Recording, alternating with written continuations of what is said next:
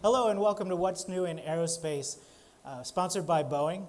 Thank you for joining us here at the National Air and Space Museum in Washington, D.C. in our gallery Moving Beyond Earth. I'm Matthew Schindel. I'm the curator of Planetary Science here at the museum. And with me today are Dr. Jim Green, the director of NASA's Planetary Science Division, and also Dr. Thomas Waters, senior scientist from the museum's Center for Earth and Planetary Studies. And our topic today is the moon, and it's inspired by a new exhibition here in the museum called A New Moon Rises that features the camera system from the Lunar Reconnaissance Orbiter and some incredible photos or images that show you the moon probably as you've never seen it before. Tom is going to show us some great images, but before we get to him, I just wanted to show you one of my favorite images. It features some lunar swirls that are found on the lunar surface, features that are still somewhat mysterious to scientists, and you can see a couple of examples of those here in the gallery. So our format today is we're going to do something sort of conversational with our speakers giving sort of brief presentations, but with the audience able to ask questions before and in between those presentations. And I'm also going to try and get our guests to sort of talk with you and talk with each other by asking them some questions. So I'll start off with the first question to Dr. Green. So Dr. Green, can you tell us, why is the moon scientifically interesting? Why are we still going to the moon? Well, the moon is our closest planetary object. We've looked out for millions of years and wondered about the moon, its origin, and what it's made of.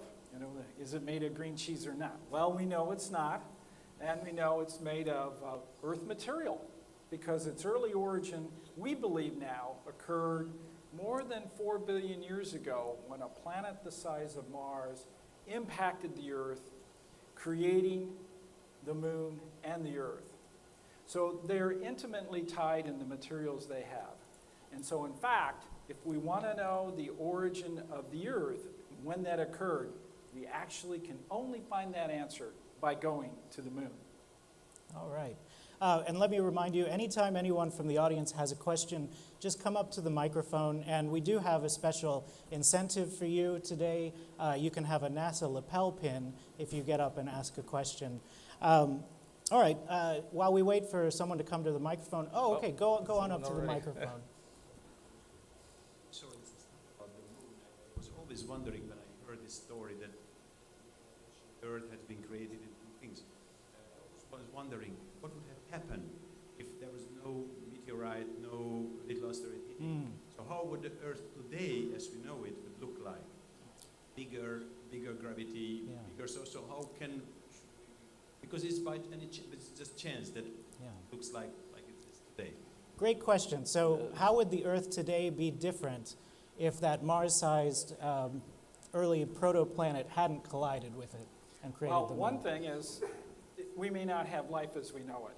Yeah. We now believe life started in the ocean.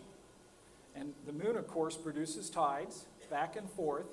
And for life in the ocean to move to the land, the tides may have contributed to that.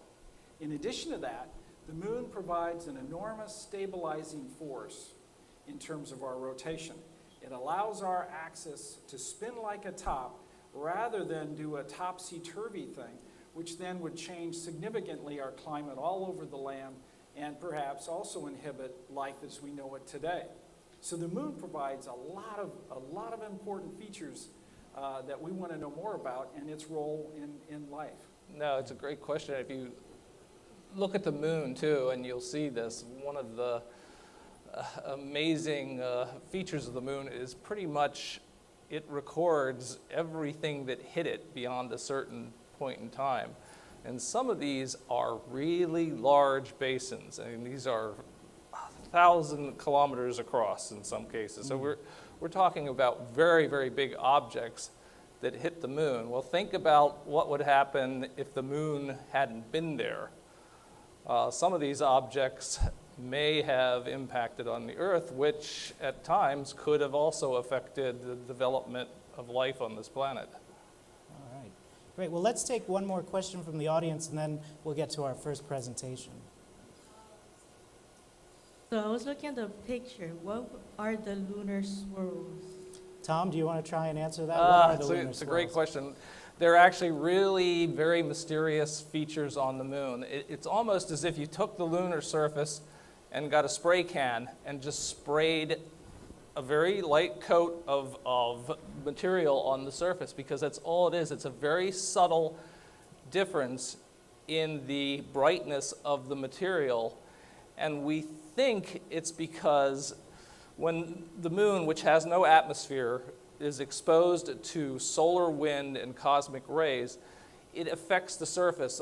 Fresh material that's created when an impact occurs will be lighter, but over time it darkens, and that darkening happens because of this interaction with the solar wind and cosmic ray particles. And what we think may be going on is that there are certain areas of the moon that are protected by the moon's magnetic field.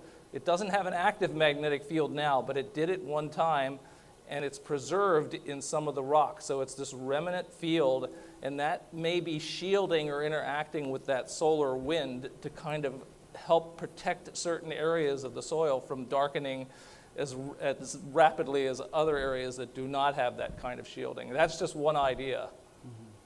All right, great. Well, on that note, why don't we turn things over to Dr. Jim Green to tell us a little bit about the Lunar Reconnaissance Orbiter. Thank you very much, Matt.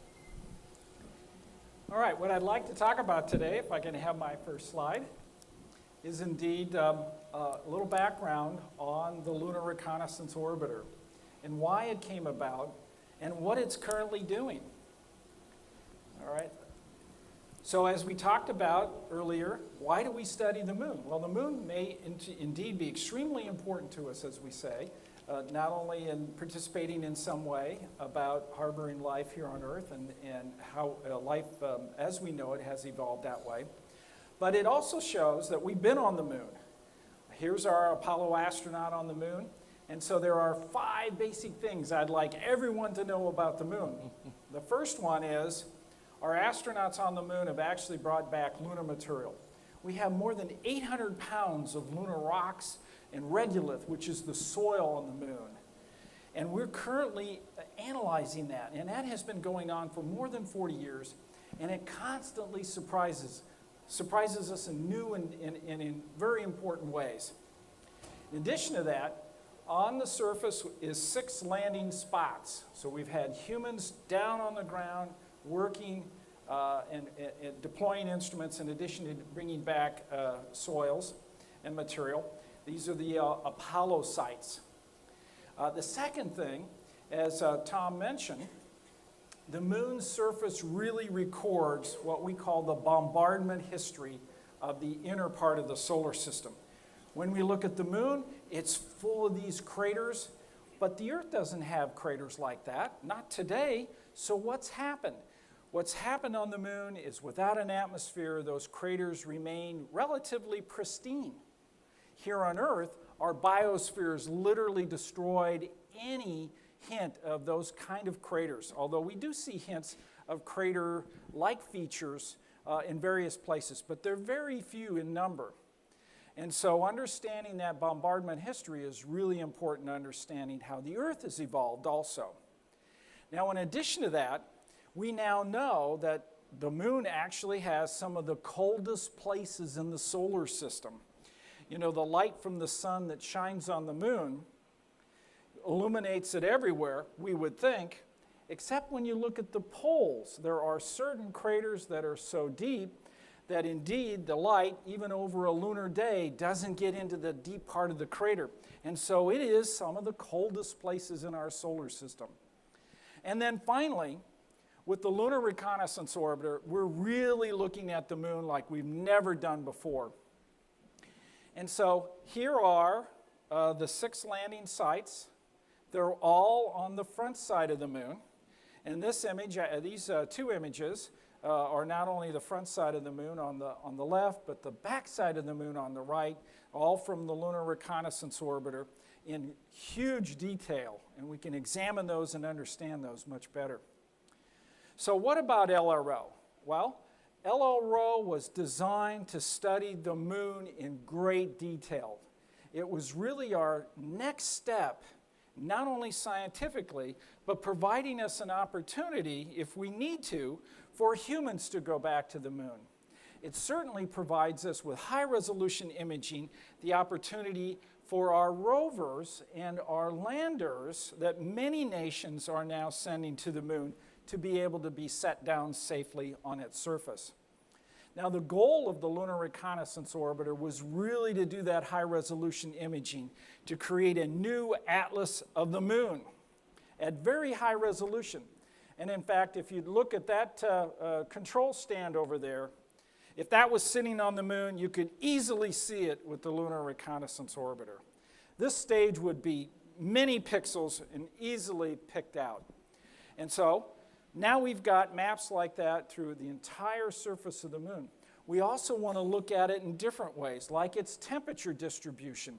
We also want to search for resources like potentially water, particularly if humans go back to the moon and want to be able to create colonies or work in that environment.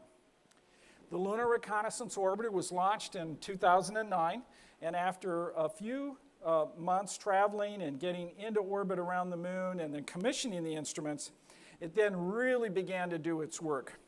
So here's a picture of Lunar Reconnaissance Orbiter, and it's got 7 instruments. The first one's Crater.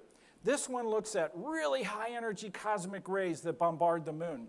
Diviner, this one maps the moon in temperature. Temperature here on the Earth is very different, also on the moon. Lola is a laser altimeter. It tells us the highs and lows. And LROC is that high-resolution imager that allows us to make detailed measurements of the craters. LAMP allows us to look for water vapor trapped in these permanently shadowed craters. And LIN looks at the neutrons that come from underneath the surface that tells us about water. And finally, the Mini-RF is a synthetic aperture radar that examines the soils, looks at the regolith, its distribution.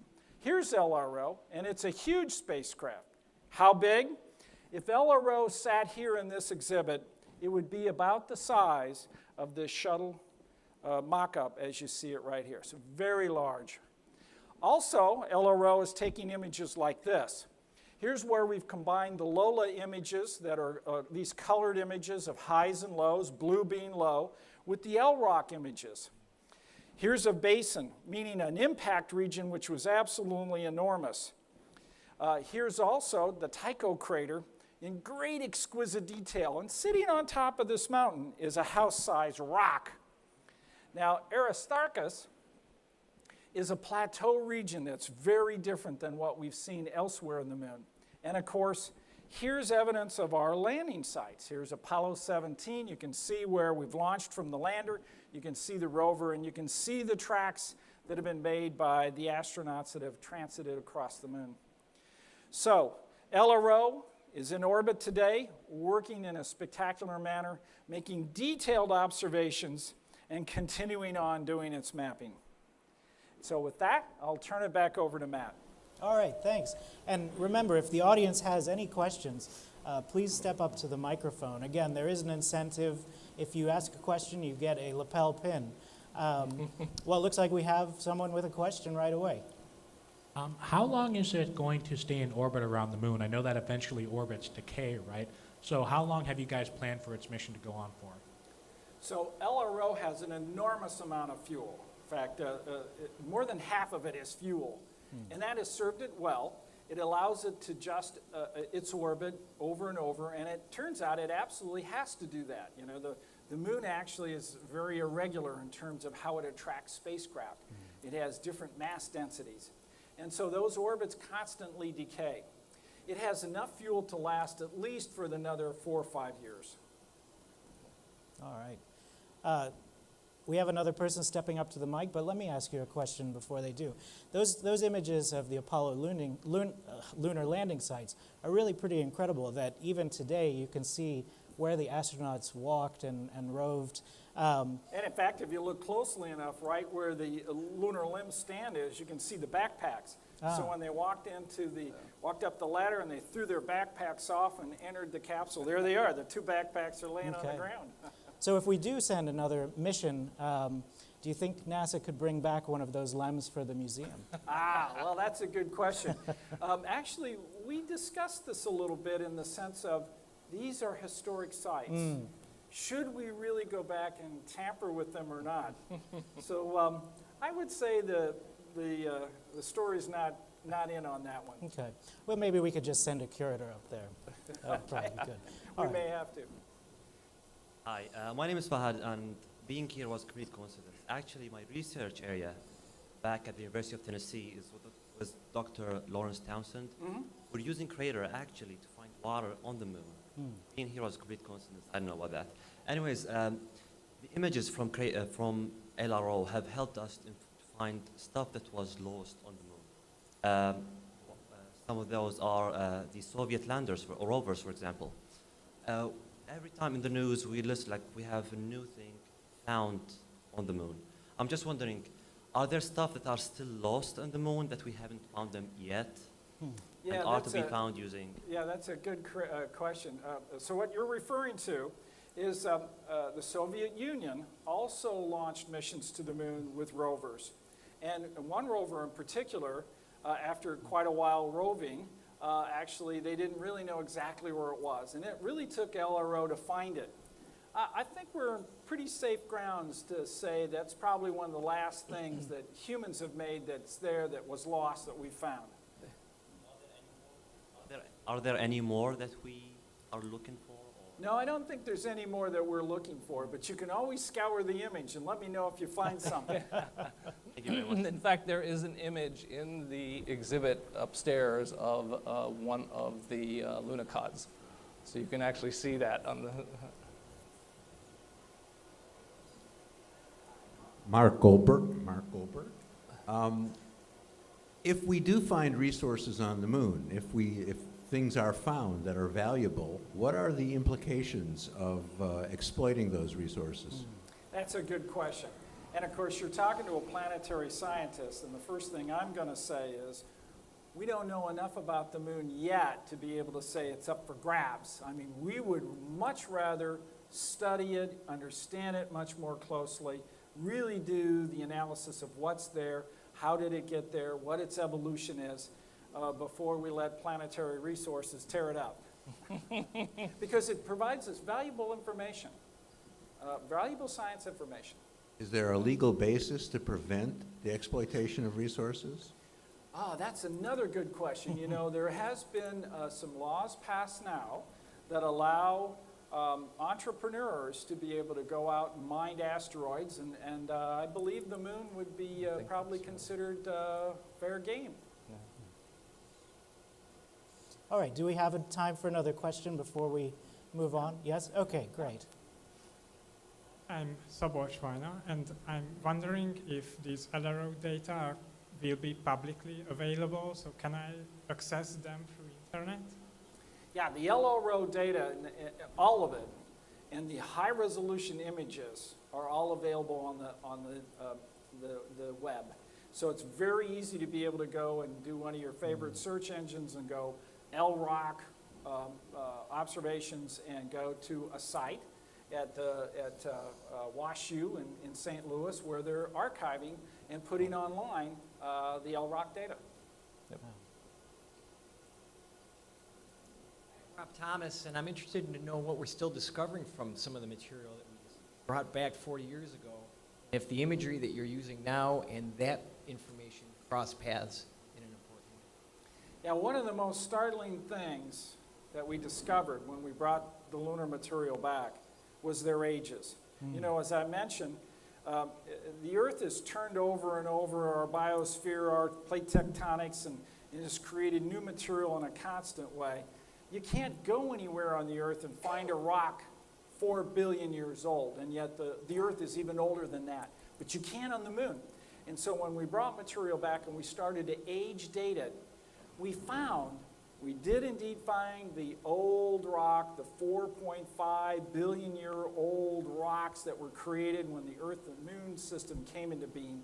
But we also found a whole series of younger rocks those in the age range of about 3.8 billion years. And we were very puzzled by that, but we now believe we understand that more. What happened at 3.8 billion years was an entirely new swarm of material coming from the outer reaches of our solar system, bombarding the moon, the Earth, Mars, and all the way into Venus and Mercury.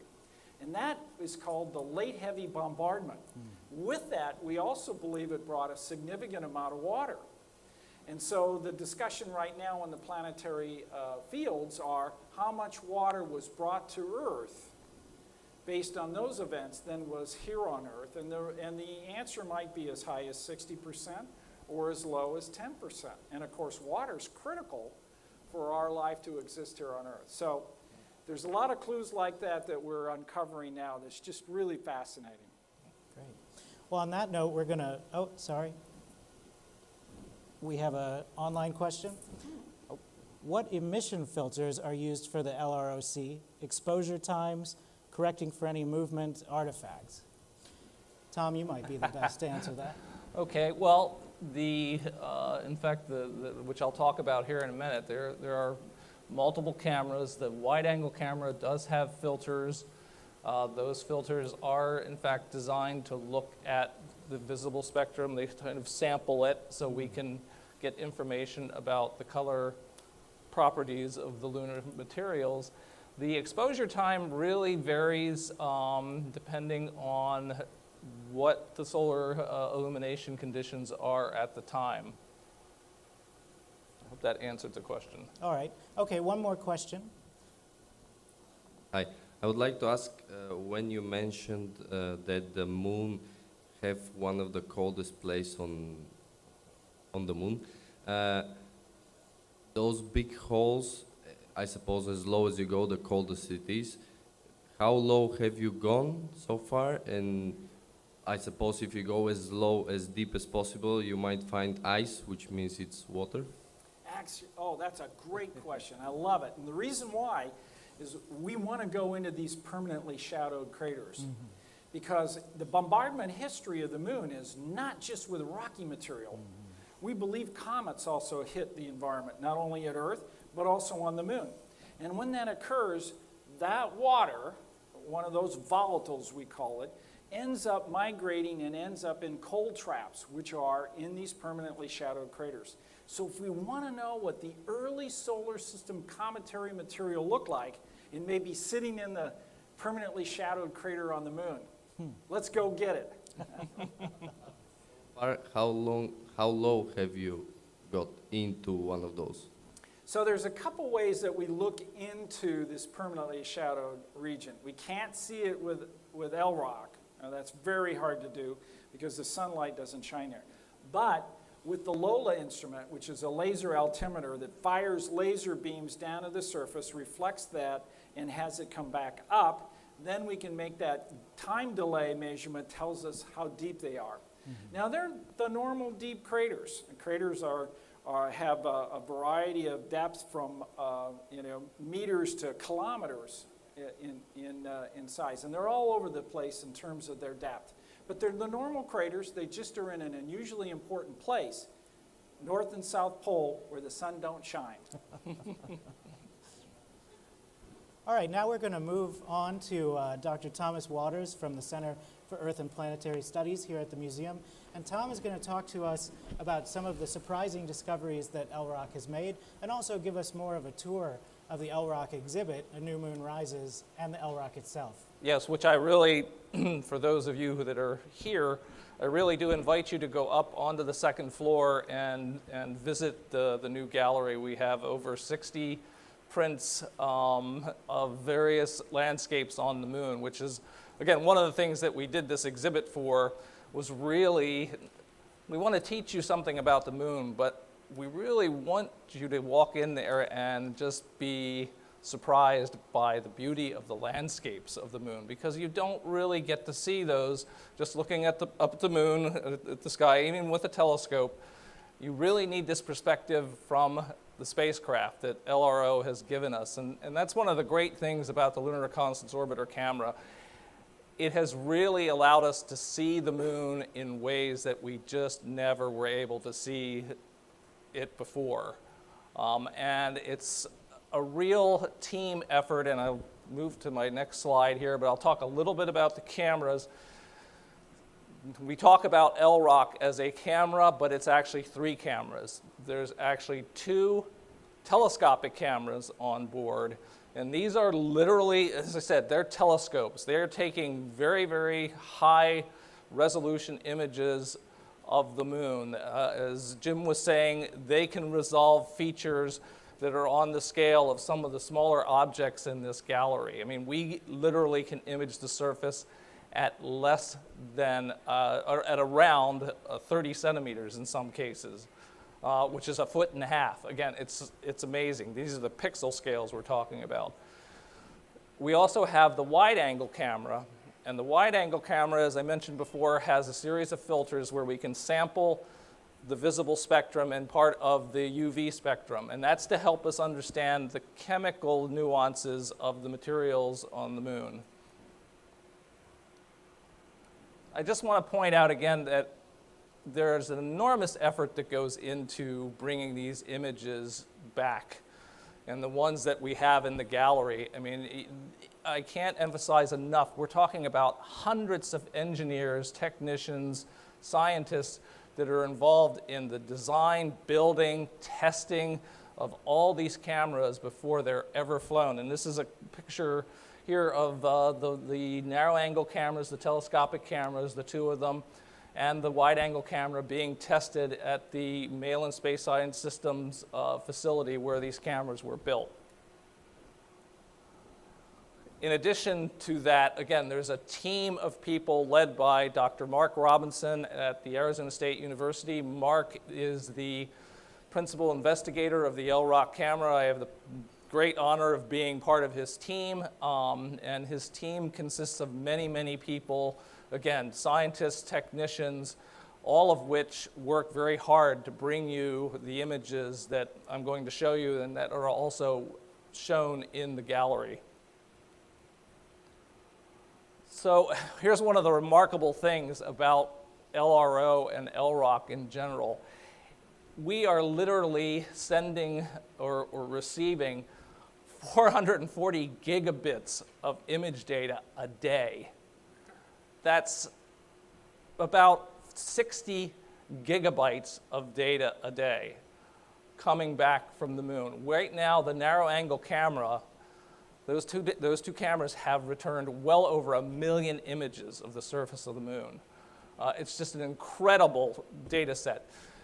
In fact, if you give us enough time, and I say this to Jim Green because he has to approve our extended mission at some point, if we stay in orbit long enough, and somebody asked that question about how long LRO can stay in orbit, in fact, we can stay in orbit, as Jim was saying, for a very, very long time.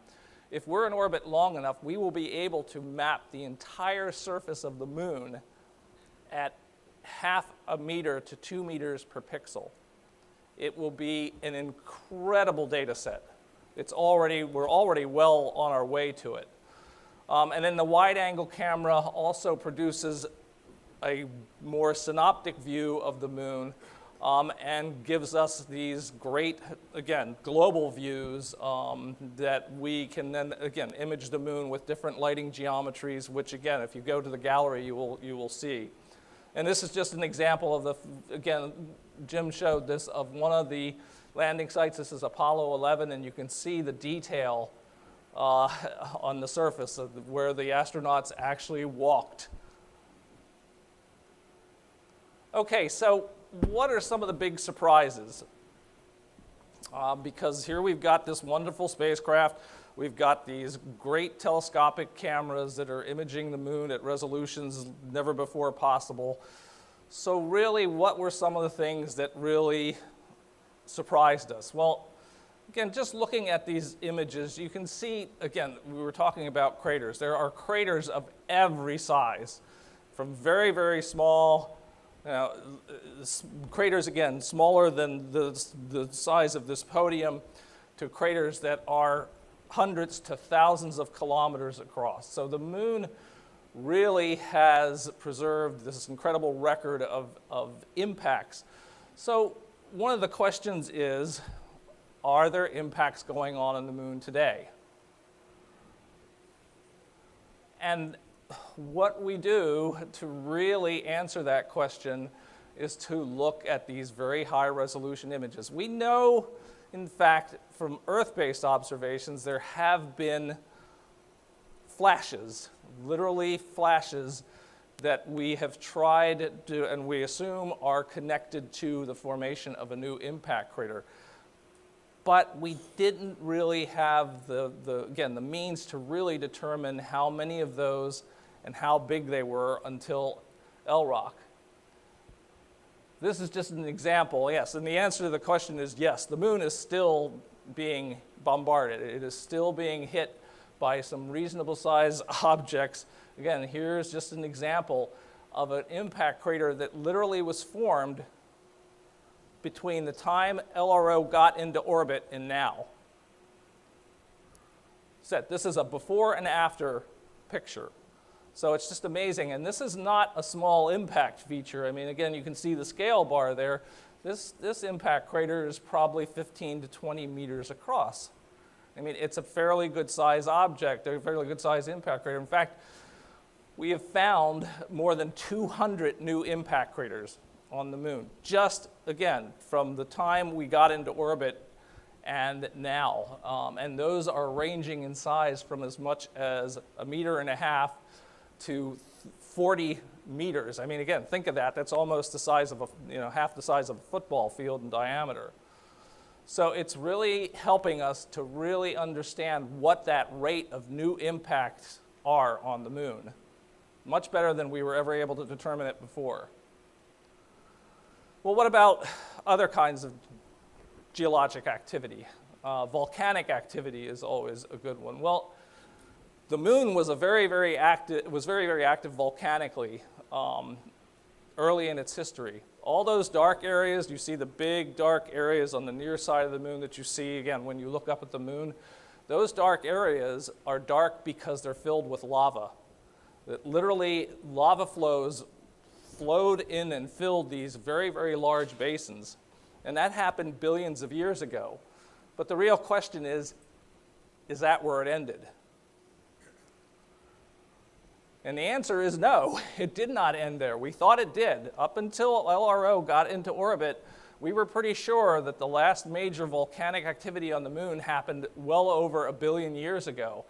Now we've found all these small patches of smooth volcanic flows that fill these sort of low-lying young areas, and they appear to be very young. And the reason they appear to be very young is if when you look at them, you see very, very few impact craters on them. And that's the indicator. If they've got very few impact craters, they're not very old. And in fact, because of that lack of superimposed impact craters, it really suggests that these young volcanic features are less than 100 million years old. Now that sounds like, gee, what are you talking about, 100 million years old? In geologic terms, that's really young. In fact, it's so young that it wouldn't be at all impossible for volcanic activity to occur on the moon today. Okay, here's my favorite. Is the moon shrinking? Okay, so why would we think the moon is shrinking at all? Well, before LRO and LROC, these fantastic images, we knew there were evidence of contraction on the moon, things where the moon was getting squeezed together locally. And this was all coming from evidence from these kind of ridges, these what we call wrinkle ridges. And they're literally formed as the volcanic material that flooded those big basins gets squeezed and pushed into ridges. But they're really pretty old. They probably formed billions of years ago, not long after and maybe even while these volcanic plains, these volcanic flows were filling the basins.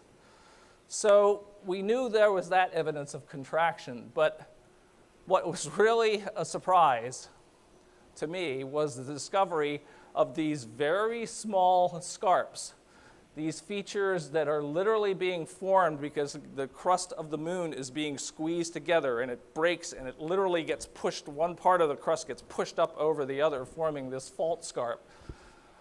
And in fact, we've now found thousands of these faults all over the moon that really are telling us that the moon has to be shrinking.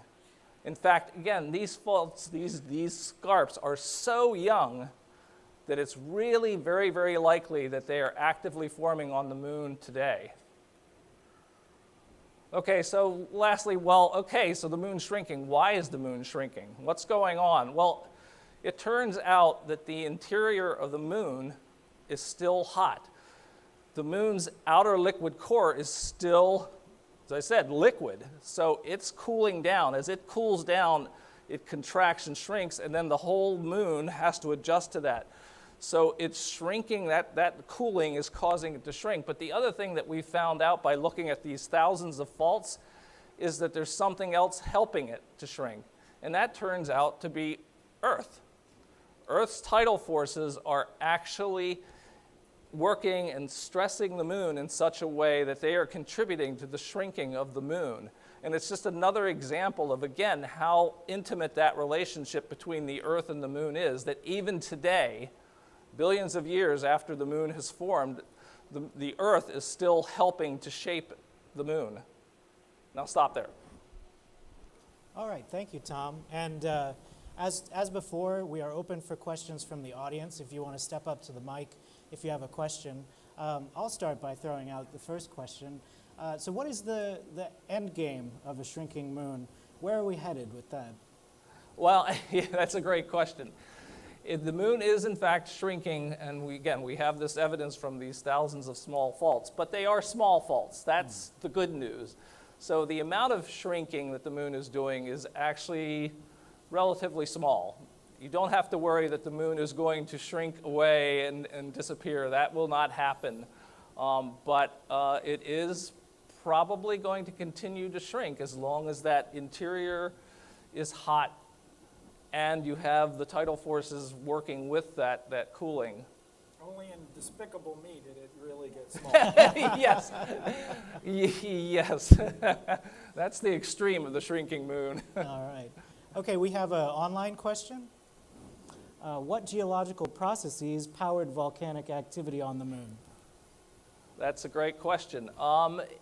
It is pretty much the same process that creates volcanic activity on the Earth, and that is heating from the interior. The interior is heated enough that the interior rock begins to melt, and that melting expands the material, and it wants to reach the surface. It wants to get out from the interior of the body. So that's what really drives it.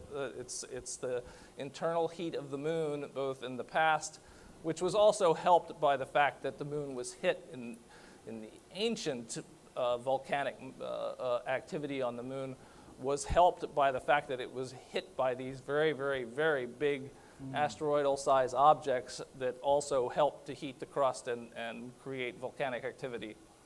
Okay. All right, we have a few questions from the audience now. All right, so by far, how many miles of the moon has LROC taken pictures of? How much of How much of the moon has LROC taken Oh, okay. pictures of? That's a great question. The wide-angle camera has imaged the entire moon, except for the permanently shadowed areas that Jim was referring to, which we can't really see easily. But the wide-angle camera literally produces a global view of the moon every month. Now, the narrow-angle camera, the telescopic cameras, they take almost, it looks like a postage stamp on the moon. It's a very, very small area because you're taking very, very high-resolution images.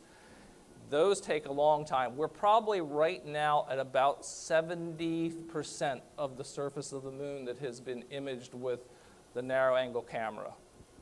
So we've got a ways to go. Yeah, the moon's a big place. Yes. So imagine it being in orbit for 6 or more years, and still we have 30% of it to look at the high resolution. if the moon is shrinking, how much could it shrink before it would affect the relationship of the Earth and the moon and the tides and the gravitational pulls and tugs? That's an excellent question. The fact is that even though the moon is shrinking by a small amount, by every measure that we have right now from the population of these small faults, it isn't changing the mass. So it's only changing the diameter of the moon by a small amount. And that will continue to be the case, again, over the next probably billions of years as that outer liquid core continues to cool down. So, but the mass of the moon will not change, so it really shouldn't affect the tides. What is really going to be the bigger effect is the fact that the moon is receding away from the Earth, is that Earth-moon distance is not constant. And it's those tidal forces that are coming from not only the Earth creating tides on the physical tides on the moon, but the moon trying to slowly recede away that will have that kind of an effect on Earth's tides.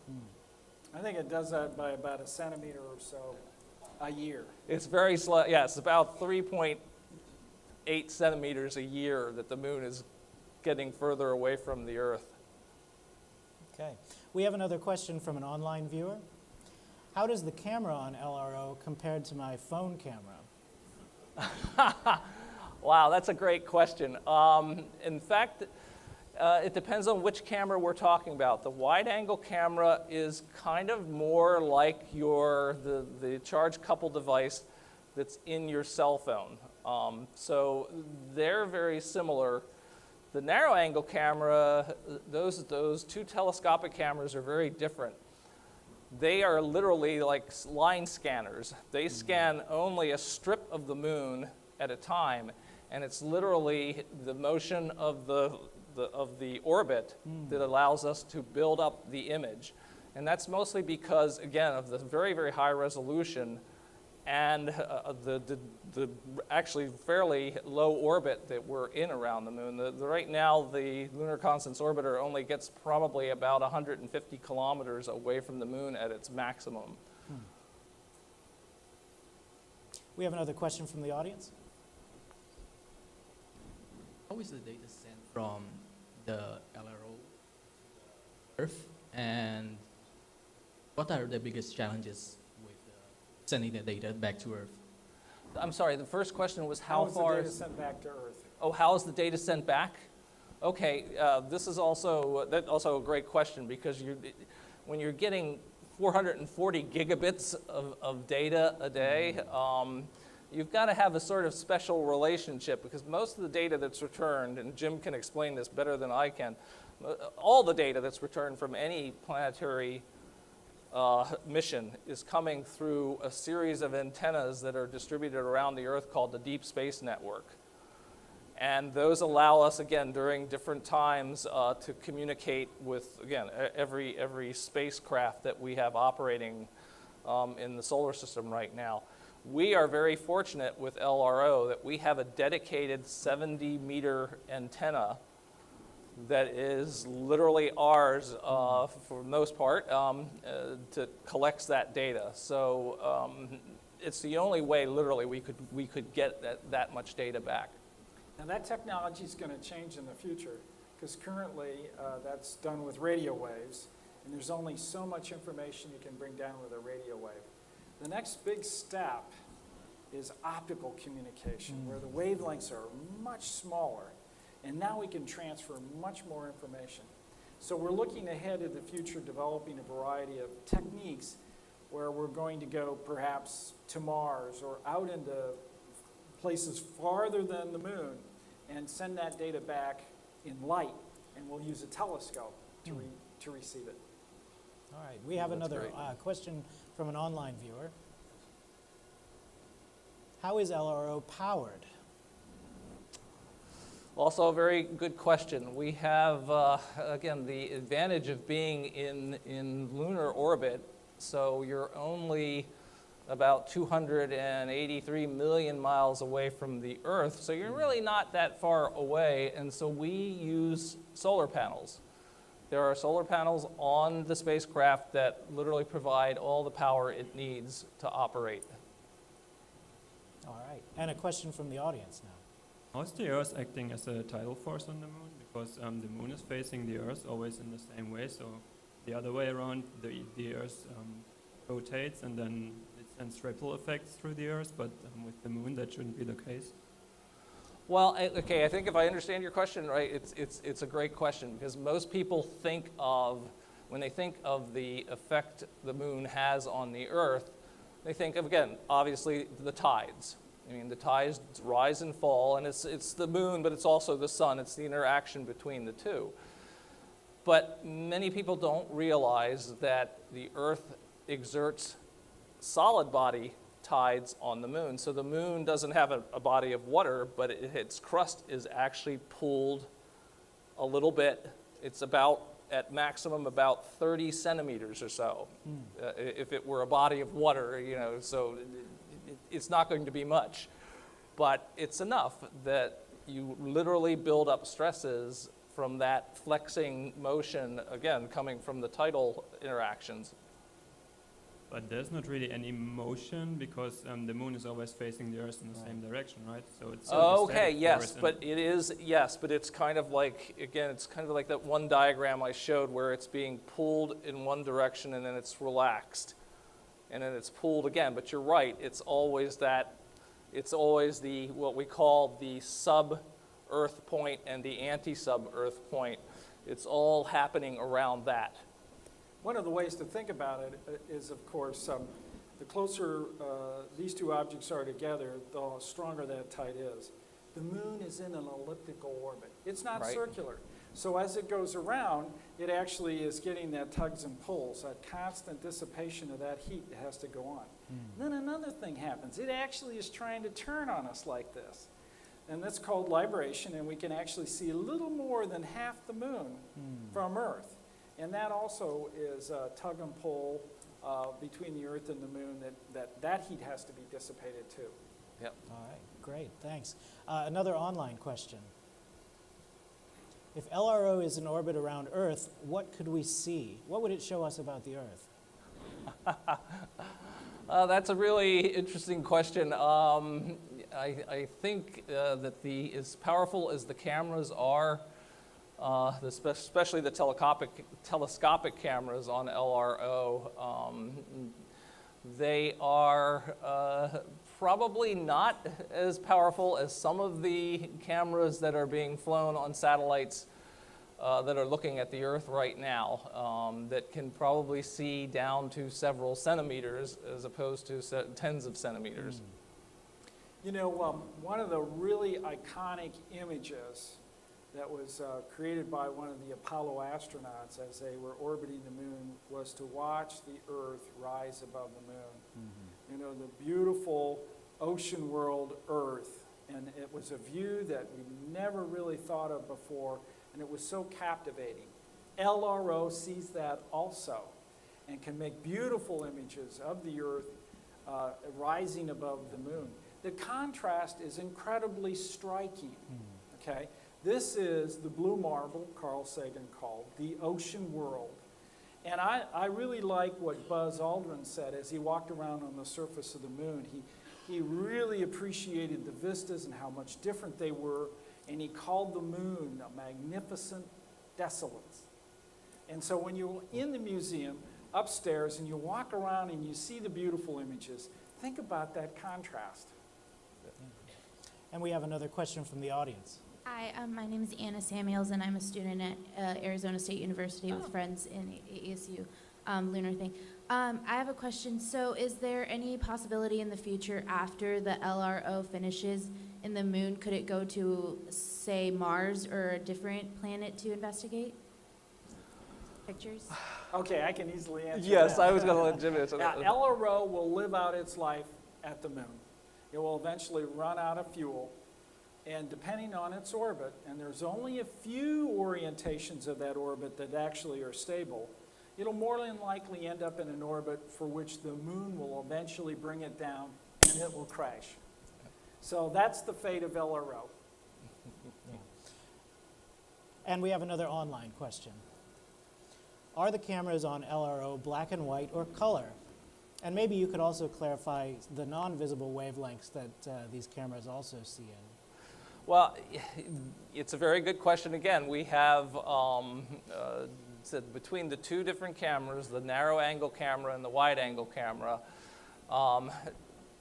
two different ways of looking at the moon. And the narrow angle cameras look strictly are black and white. So those images are literally just one channel. We're sampling just one area of the visible spectrum to get those images. The wide angle camera, again, has a series of filters which sort of slice the visible spectrum up into sample areas that we then take those separate images to put together to create the color views of the moon. The channels that Matt was just talking about, we also see out a little bit outside of the visible spectrum into the UV, which is where the human eye is not sensitive. And again, that helps us to look at specific sort of characteristics, again, of the materials, particularly water. You know, one of the great features about LRO is the ability for us to be able to combine the data from several instruments. And as you're up walking around in the gallery, you'll see some really beautifully, strikingly colored images, deep reds and deep blues. That actually is altitude data that comes from one of the other instruments called LOLA. This is the Lunar Laser Altimeter. And that is all about sending laser light down to the surface, having it reflect, coming back to the instrument, timing that. And if you're closer, the time is shorter. If you're further away, it's longer. And that information then gets translated into an altitude. And when you map that onto the LROC data, the LROC data, you see those beautiful highs and lows, the crater rims, the deep valleys, the basins, and you really get an appreciation of the variation in the altitude on the moon. And it's huge. The backside of the moon, there's that place called the South Pole Aitken Basin. It's a huge impact region. And so when you go up there and you look at it, it's very dark blue. That means it's very low. It's about 15 kilometers in depth, which if you go to the Earth, where can you find a place of that latitude or altitude difference? You have to go to the top of Mount Everest and the bottom of the Marianas Trench in the ocean to get anywhere near that variation in height. And yet, it's common on the backside of the moon. All right, and we have an audience question. Bob Ivers, I have a question about lunar dust. Now, without environmental erosion, is it created by impact pulverization? Yeah, the dust is created by impacts over and over and over. And you take the silicate material that's there and you shatter it. And when you look at it, we brought it back, and when you look at it under the microscope, it's really spiky. And actually, when we found out about that, that actually can be a hazard to our astronauts walking around, because if that gets into the lungs, it can really tear up the alveoli and really cause some lung damage.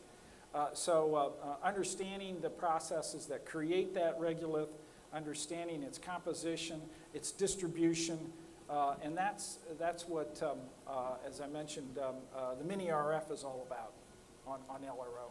Yeah, the moon is constantly, again, because it has no atmosphere, the moon is constantly being hit by some large objects, but it's also being hit by micrometeorites, almost, as I said, constantly.